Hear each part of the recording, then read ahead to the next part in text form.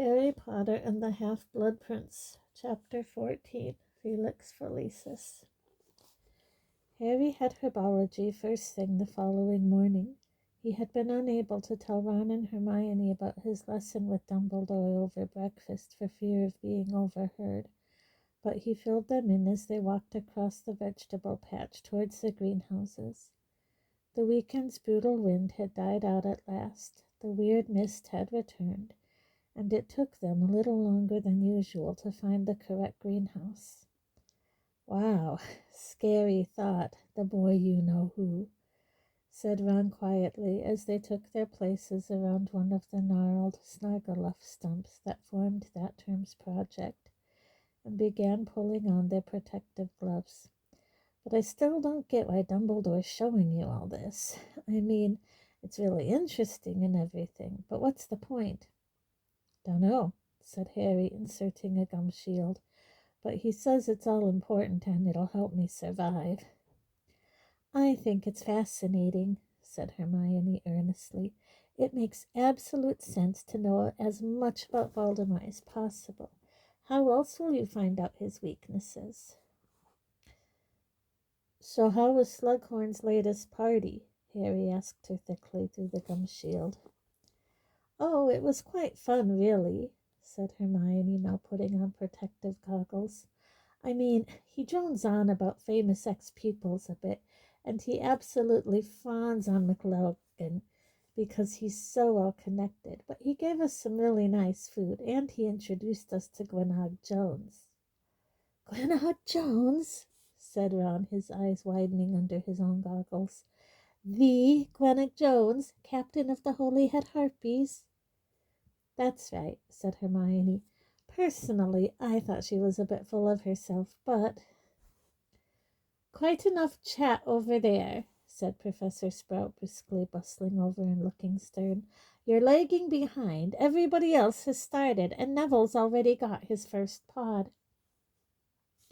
They looked around. Sure enough, there sat Neville with a bloody lip and several nasty scratches along the side of his face, but clutching an unpleasantly pulsating green object about the size of a grapefruit.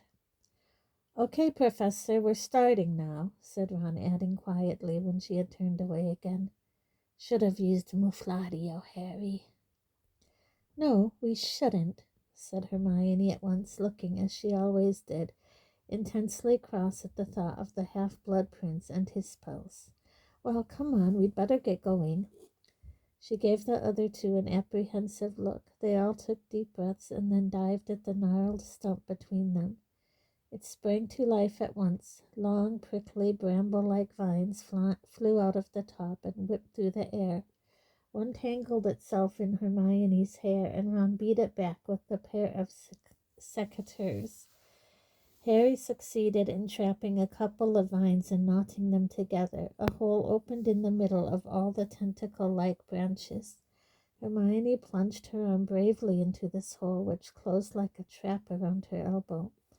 Harry and Ron tugged and wrenched at the vines, forcing the hole to open again, and Hermione snatched her arm free, clutching in her fingers a pod just like Neville's. At once the prickly vines shot back inside, and the gnarled stump sat there looking like an innocently dead lump of wood. "You know, I don't think I'll be having any of these in my garden when I've got my own place," said Ron, pushing his goggles up onto his forehead and wiping sweat from his face. "Pass me a bowl," said Hermione, holding the pulsating pot at arm's length. Harry handed one over, and she dropped the pot into it with a look of disgust on her face. "Don't be squeamish. Squeeze it out. They're best when they're fresh," called Professor Sprout. "Anyway," said Hermione, continuing their interrupted conversation, as though a lump of wood had not just attacked them, "Slughorn's going to have a Christmas party, Harry, and there's no way you'll be able to wriggle out of this one, because he actually asked me to check your free evenings, so he could be sure to have it on a night you can come." Harry groaned. Ron, meanwhile, who was attempting to burst the pot in the bowl by putting both hands on it, standing up and squashing it as hard as he could, said angrily, And this is another party just for Slughorn's favorites, is it? Just for the Slug Club, yes, said Hermione. The pod flew out from under Ron's fingers and hit the greenhouse glass, rebounding onto the back of Professor Sprout's head and knocking off her old patched hat.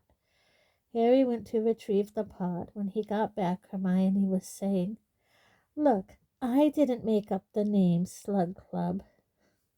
"Slug Club," repeated Malfoy with a sneer. Repeated Ron with the sneer worthy of Malfoy. "It's pathetic. Well, I hope you enjoy your party. Why don't you try getting off with McLeggin? Then Slughorn can make you King and Queen Slug." "We're allowed to bring guests," said Hermione, who for some reason had turned a bright boiling scarlet. "And I was going to ask you to come, but if you think it's that stupid, then I won't bother." Harry suddenly wished the pod had flown a little further so that he need not have been sitting there with the pair of them. Unnoticed by either, he seized the bowl that contained the pod and began to try and open it by the noisiest and most energetic means he could think of. Unfortunately, he could still hear every word of their conversation. "You were going to ask me?" asked Ron in a completely different voice. "Yes," said Hermione angrily, "but obviously if you'd rather I got off with McLeggin." There was a pause while Harry continued to pound the resilient pod with a trowel. "No, I wouldn't," said Ron in a very quiet voice. Harry missed the pod, hit the bowl, and it shattered. "Reparo," he said hastily, poking the pieces with his wand, and the bowl sprang back together again. The crash, however, appeared to have awoken Ron and Hermione to Harry's presence. Hermione looked flustered and immediately started fussing about for her copy of Flesh-Eating Trees of the World to find out the correct way to juice Snargaluff pods. Ron, on the other hand, looked sheepish, but also rather pleased with himself. "Hand that over, Harry," said Hermione hurriedly. "It says we're supposed to puncture them with something sharp." Harry passed her the pod in the bowl. He and Ron both snapped their goggles back over their eyes and dived once more for the stump. It was not as though he was really surprised, thought Harry, as he wrestled with the thorny vine intent upon throttling him. He had had an inkling that this might happen sooner or later, but he was not sure how he felt about it. He and Cho were now too embarrassed to look at each other, let alone talk to each other. What if Ron and Hermione started going out together, then split up? Could their friendship survive it? Harry remembered the few weeks when they had not been talking to each other in the third year. He had not enjoyed trying to bridge the distance between them. And then, what if they didn't split up? What if they became like Bill and Fleur, and it became excruciatingly embarrassing to be in their presence, so that he was shut out for good? "Gotcha!"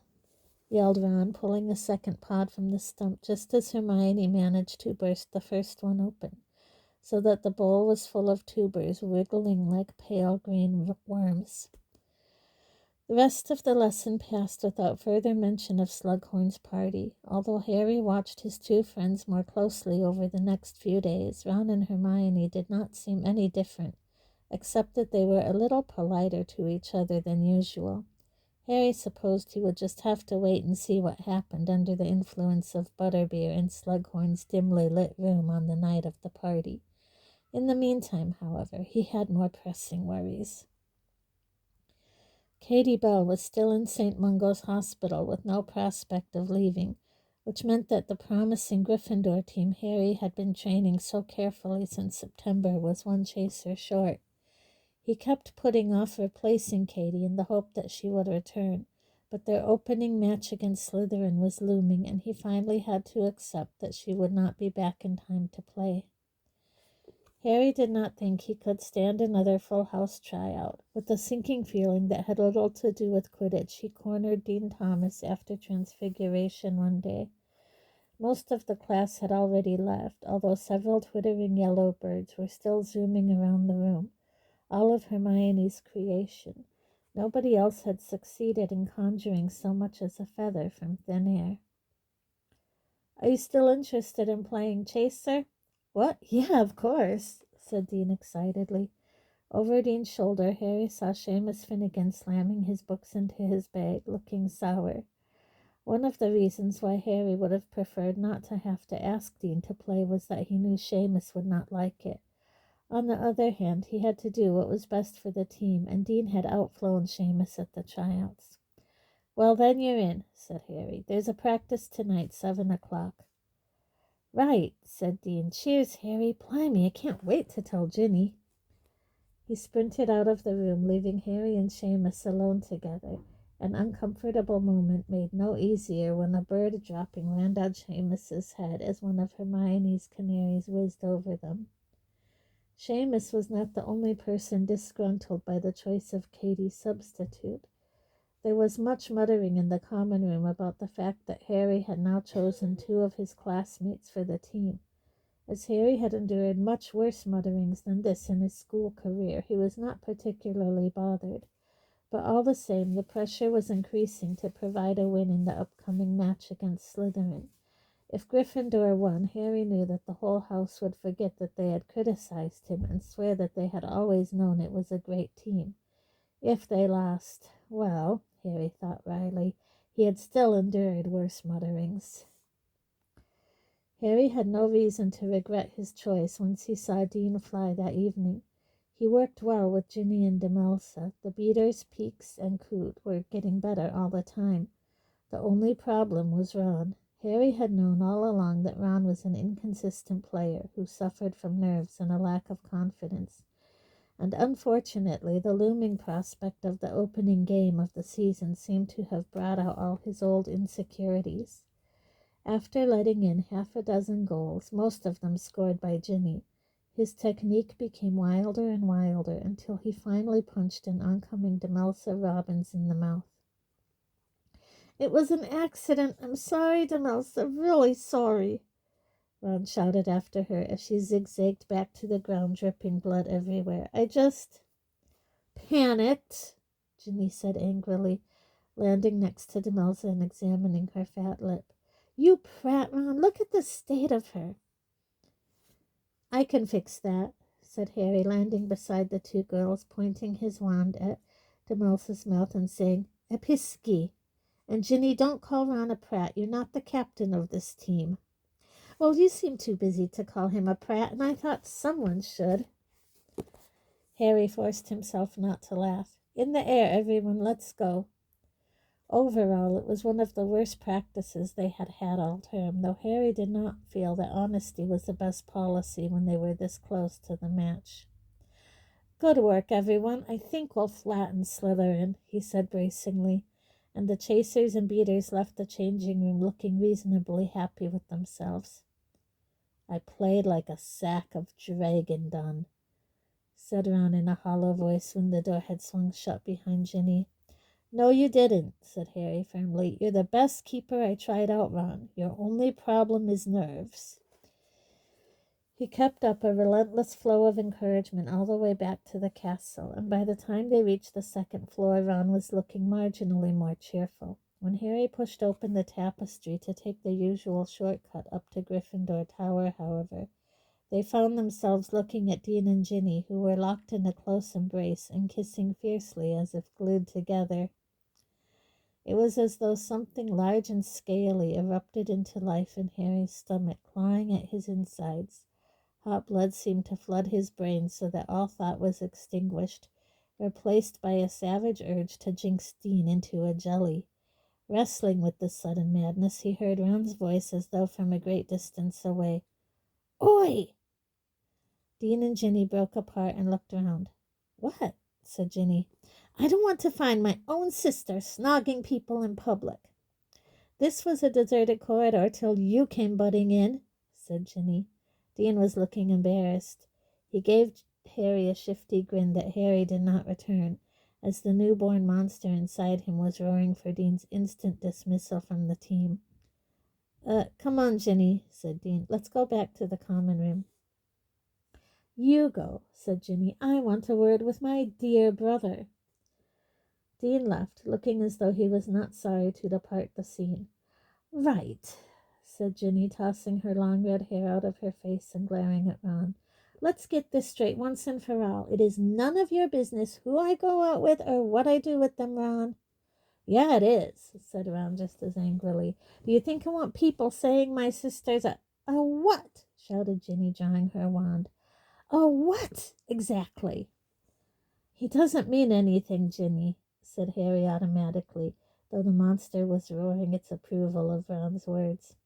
Oh, yes, he does, she said, flaring up at Harry. Just because he's never snugged anyone in his life, just because the best kiss he's ever had is from our Auntie Muriel. Shut your mouth, bellowed Ron, bypassing Red and turning maroon.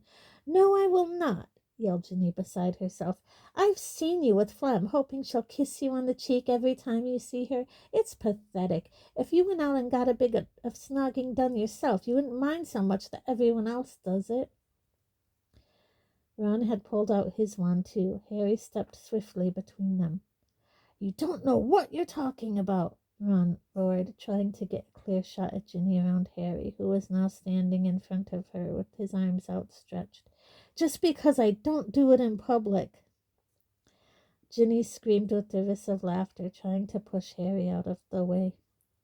Been kissing Pigwidgeon, have you? Or have you got a picture of Auntie Muriel stashed under your pillow? You! A streak of orange light flew under Harry's left arm and missed Ginny by inches. Harry pushed Ron up against the wall. Don't be stupid. Harry snogged Cho Chang, shouted Ginny, who sounded close to tears now. And Hermione snogged Victor Crumb. It's only you who acts like it's something disgusting, Ron, and that's because you've got about as much experience as a 12-year-old. And with that she stormed away.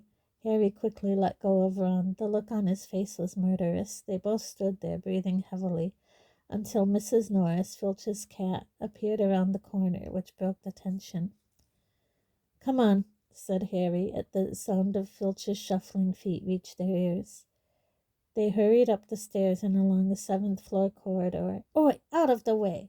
Ron barked at a small girl who jumped in fright and dropped a bottle of toad spawn. Harry hardly noticed the sound of shattering glass. He felt disoriented, dizzy. Being struck by a lightning bolt must be something like this. It's just because she's Ron's sister, he told himself. He just didn't like seeing her kissing Dean because she's Ron's sister. But unbidden into his mind came an image of that same deserted corridor with himself kissing Ginny instead. The monster in his chest purred, but then he saw Ron ripping open the tapestry curtain and drawing his wand on Harry, shouting things like, betrayal of trust, supposed to be my friend. Do you think Hermione did snog Crumb? Ron asked abruptly as they approached the fat lady. Harry gave a guilty start and wrenched his imagination away from a corridor in which no Ron intruded, in which he and Ginny were quite alone. What? He said confusedly. The honest answer was yes, but he did not want to give it. However, Ron seemed to gather the worst from the look on Harry's face. Dillagrout, he said darkly to the fat lady, and they climbed through the portrait hole into the common room. Neither of them mentioned Ginny or Hermione again. Indeed, they hardly spoke to each other that evening and got into bed in silence, each absorbed in his own thoughts.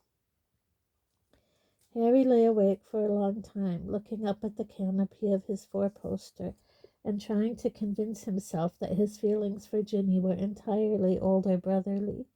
They had lived, had they not, like brother and sister all summer, playing Quidditch, teasing Ron, and having a laugh about Bill and Flem. He had known Ginny for years now. It was natural that he should feel protective, natural that he should want to look out for her, want to rip Dean limb and limb for kissing her. No, he would have to control that particular brotherly feeling.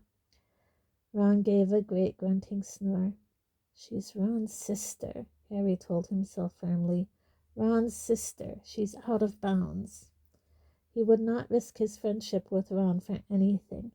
He punched his pillow into a more comfortable shape and waited for sleep to come, trying his utmost not to allow his thoughts to stray anywhere near Ginny.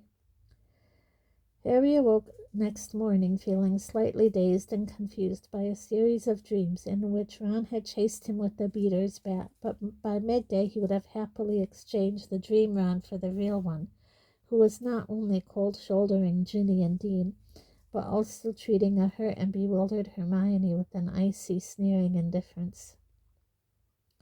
What was more, Ron seemed to have become, overnight, as touchy and ready to lash out as the average blast-ended Scroot. Harry spent the day attempting to keep the peace between Ron and Hermione with no success. Finally, Hermione departed for bed in high dudgeon, and Ron stalked off to the boys' dormitory after swearing angrily at several frightened first-years for looking at him. To Harry's dismay, Ron's new aggression did not wear off over the next few days. Worse still, it coincided with an even deeper dip in his keeping skills, which made him still more aggressive, so that during the final Quidditch practice before Saturday's match, he failed to save every single goal the chasers aimed at him, but bellowed at everybody so much that he reduced Demelza Robbins to tears. "You shut up and leave her alone," shouted Peeks, who was about 2/3 Ron's height, though admittedly carrying a heavy bat. "Enough!" bellowed Harry, who had seen Ginny glowering in Ron's direction, and remembering her reputation as an accomplished caster of the bat bogey hex, soared over to intervene before things got out of hand. "Peeks, go and pack up the bludgers. Demelza, pull yourself together. You played really well today. Ron," he waited until the rest of the team were out of earshot before saying it, "you're my best mate, but carry on treating the rest of them like this, and I'm going to kick you off the team." He really thought for a moment that Ron might hit him, but then something much worse happened. Ron seemed to sag on his broom. All the fight went out of him, and he said, "I resign. I'm pathetic." "You're not pathetic, and you're not resigning," said Harry fiercely, seizing Ron by the front of his robes. "You can save anything when you're on form. It's a mental problem you've got." "You're calling me mental?" "Yeah, maybe I am." They glared at each other for a moment. Then Ron shook his head wearily.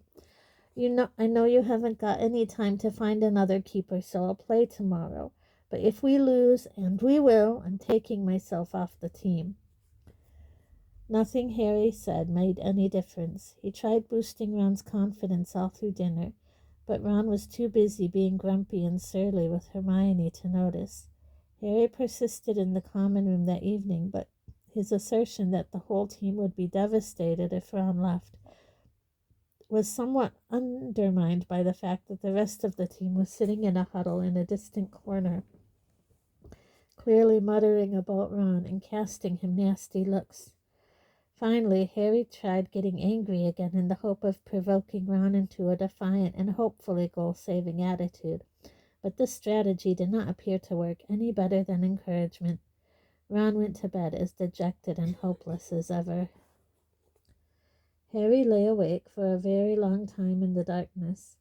He did not want to lose the upcoming match. Not only was it his first as captain, but he was determined to beat Draco Malfoy at Quidditch, even if he could not yet prove his suspicions about him. Yet if Ron played as he had done in the last few practices, their chances of winning were very slim. If only there was something he could do to make Ron pull himself together, make him play at the top of his form, something that would ensure that Ron had a really good day. And the answer came to Harry in one sudden glorious stroke of inspiration.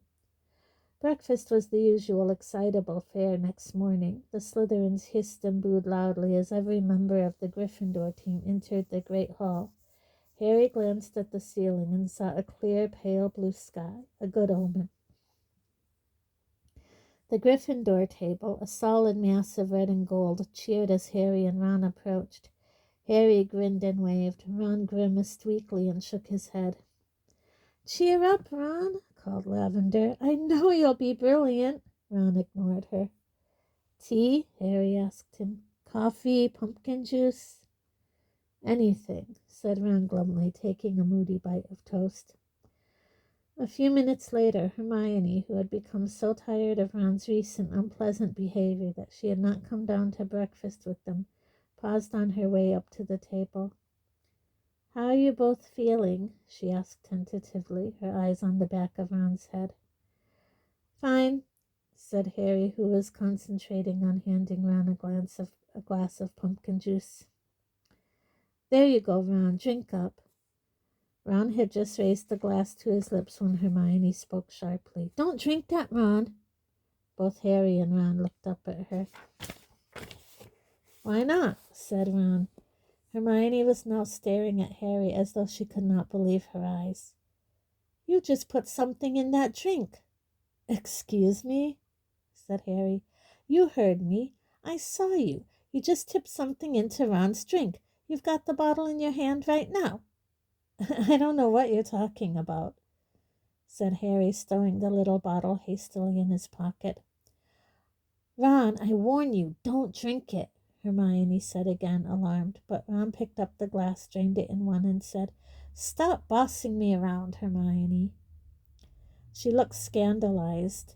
Bending low so that only Harry could hear her, she hissed, "You should be expelled for that. I'd never have believed it of you, Harry." "Hark who's talking," he whispered back. "Confounded anyone lately?" She stormed up the table away from them. Harry watched her go without regret. Hermione had never really understood what a serious business Quidditch was. He then looked around at Ron, who was smacking his lips. "Nearly time," said Harry blithely. The frosty grass crunched underfoot as they strode down the stadium. "Pretty lucky the weather's this good, eh?" Harry asked Ron. "Yeah," said Ron, who was pale and sick-looking. Ginny and Demelza were already wearing their Quidditch robes and waiting in the changing room. "Conditions look ideal," said Ginny, ignoring Ron. "And guess what? That Slytherin chasey Vasey, he took a bludger in the head yesterday during their practice, and he's too sore to play. And even better than that, Malfoy's gone off sick too." "What?" said Harry, wheeling round to stare at her. "He's ill? What's wrong with him?" "No idea, but it's great for us," said Ginny brightly. "They're playing Harper instead. He's in my year, and he's an idiot." Harry smiled vaguely back, but as he pulled on his scarlet robes, his mind was far from Quidditch. Malfoy had once before claimed he could not play due to injury, but on that occasion he had made sure the whole match was rescheduled for a time that suited the Slytherins better. Why was he now happy to let a substitute go on? Was he really ill, or was he faking? "Fishy, isn't it?" he said in an undertone to Ron. "Malfoy not playing?" "Lucky, I call it," said Ron, looking slightly more animated. "And Vasey off too? He's their best goal scorer. I didn't fancy—" "Hey," he said suddenly, freezing halfway through pulling on his keeper's gloves and staring at Harry. "What? You—" Ron had dropped his voice. He looked both scared and excited. "My drink. My pumpkin juice. You didn't—" Harry raised his eyebrows but said nothing except, "We'll be starting in about 5 minutes. You better get your boots on." They walked out onto the pitch to tumultuous roars and boos. One end of the stadium was solid red and gold, the other a sea of green and silver. Many Hufflepuffs and Ravenclaws had taken sides too. Amidst all the yelling and clapping, Harry could distinctly hear the roar of Luna Lovegood's famous lion-topped hat.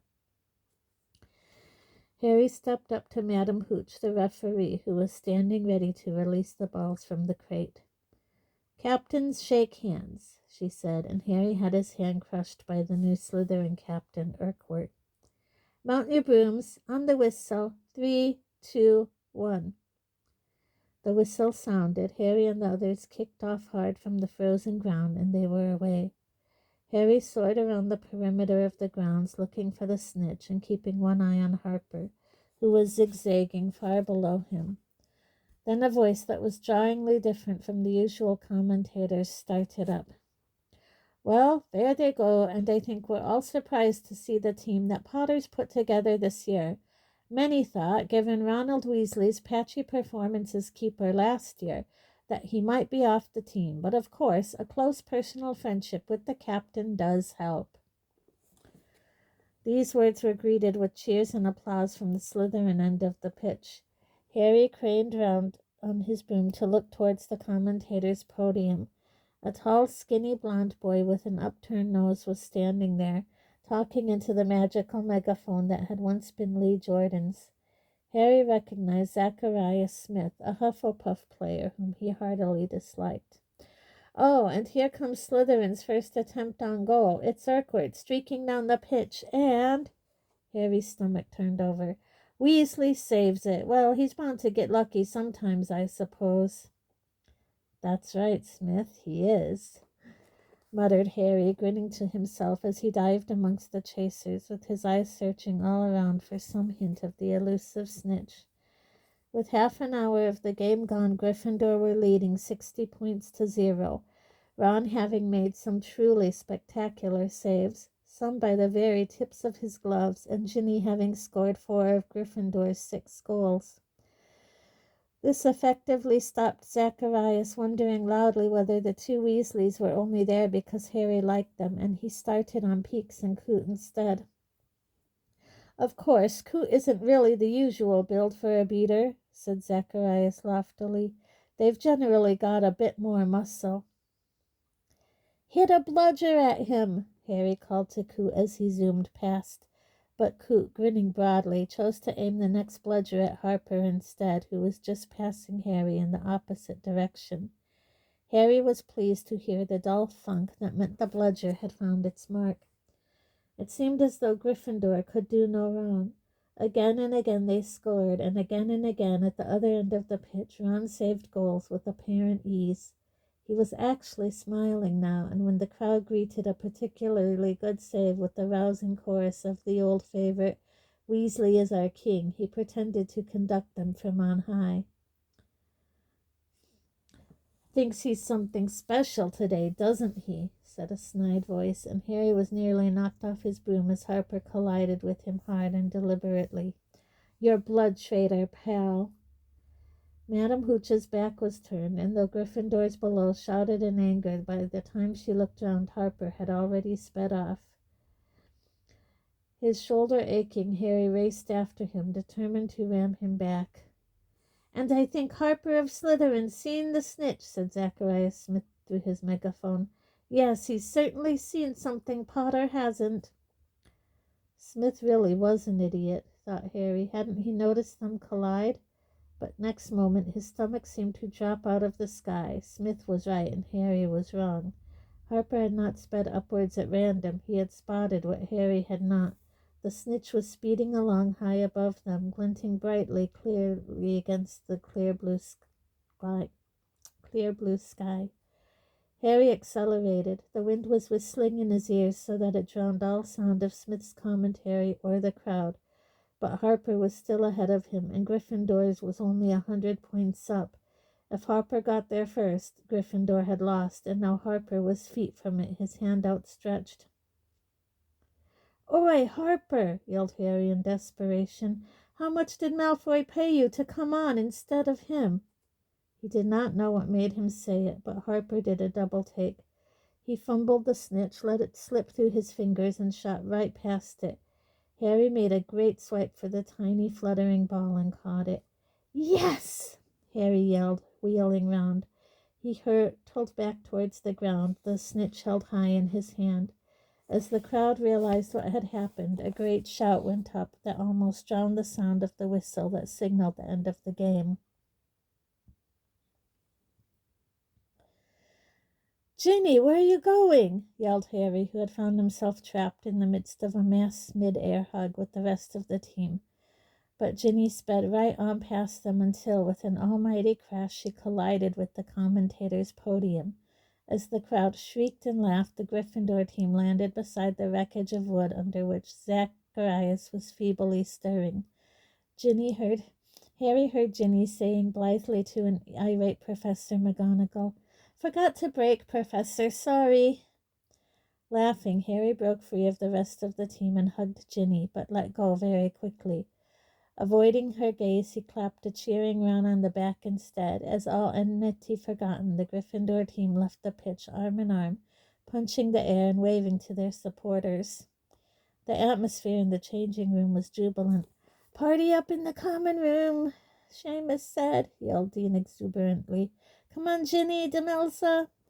Ron and Harry were the last two in the changing room. They were just about to leave when Hermione entered. She was twisting her Gryffindor scarf in her hands and looked upset but determined. I want a word with you, Harry. She took a deep breath. You shouldn't have done it. You heard Slughorn. It's illegal.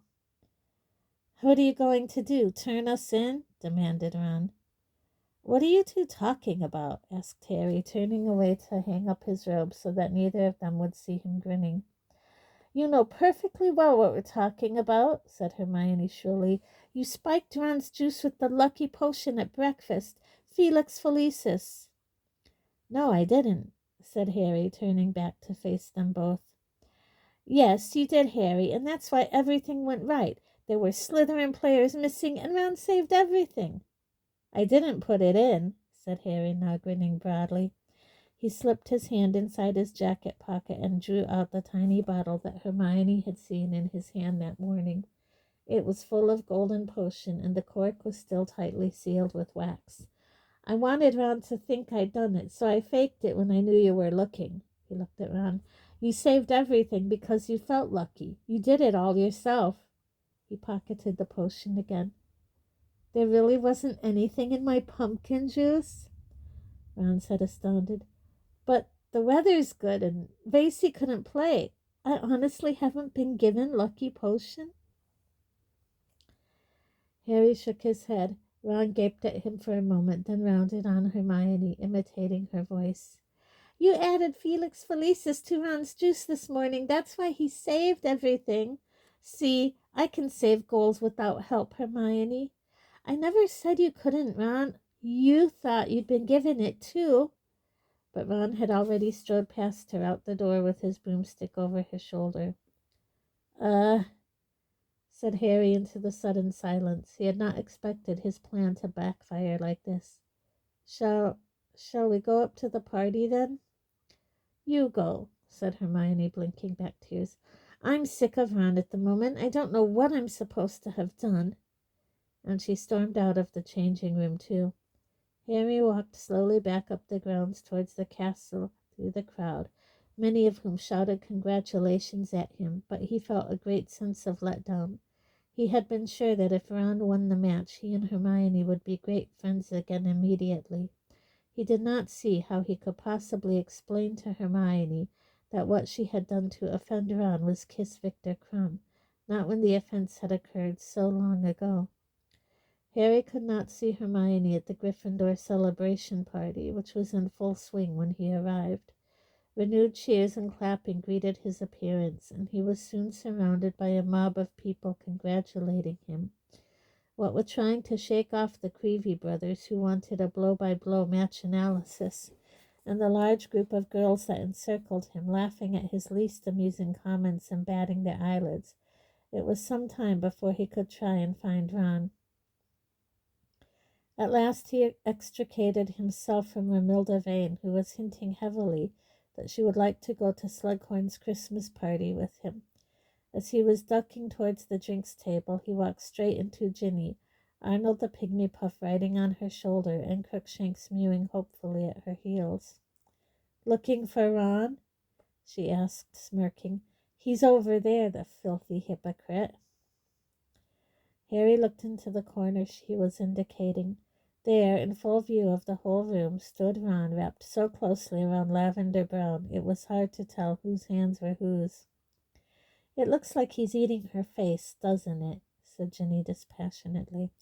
But I suppose he's got to refine his technique somehow. Good game, Harry.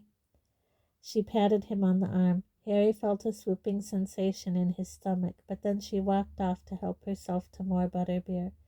Crookshanks trotted after her, his yellow eyes fixed upon Arnold. Harry turned away from Ron, who did not look like surfacing soon, just in time to see the portrait hole closing. With a sinking feeling, he thought he saw a mane of bushy brown hair whipping out of sight.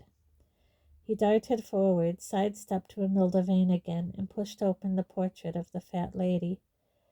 The corridor outside seemed to be deserted. Hermione? He found her in the first unlocked classroom he tried. She was sitting on the teacher's desk, alone except for a small ring of twittering yellow birds circling her head, which she had clearly just conjured out of midair. Harry could not help admiring her spell work at a time like this. "Oh, hello, Harry," she said in a brittle voice. "I was just practicing." "Yeah, they're really good," said Harry. He had no idea what to say to her. He was just wondering whether there was any chance that she had not noticed Ron, that she had merely left the room because the party was a little too rowdy, when she said in an unnaturally high-pitched voice, "Ron seems to be enjoying the celebrations." Does he?" said Harry. "Don't pretend you didn't see him," said Hermione. "He wasn't exactly hiding it, was." The door behind them burst open. To Harry's horror, Ron came in, laughing, pulling Lavender by the hand. "Oh," he said, drawing up short at the sight of Harry and Hermione. "Oops," said Lavender, and she backed out of the room, giggling. The door swung shut behind her.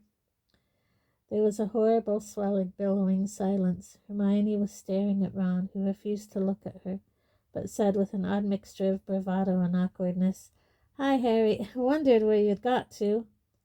Hermione slid off the desk. The little flock of golden birds continued to twitter in circles around her head, so that she looked like a strange feathery model of the solar system. "You shouldn't leave Lavender waiting outside," she said quietly. "She'll wonder where you've gone." She walked very slowly and erectly towards the door. Harry glanced at Ron, who was looking relieved that nothing worse had happened. "Oh, Pugno!" came a shriek from the doorway. Ron spun around to see Harry spun around to see Hermione pointing her wand at Ron, her expression wild. The little flock of birds was speeding like a hail of fat golden bullets toward Ron, who yelped and covered his face with his hands. But the birds attacked, pecking and clawing at every bit of flesh they could reach. "Get 'em off me!" he yelled. But with one last look of vindictive fury, Hermione wrenched open the door and disappeared through it.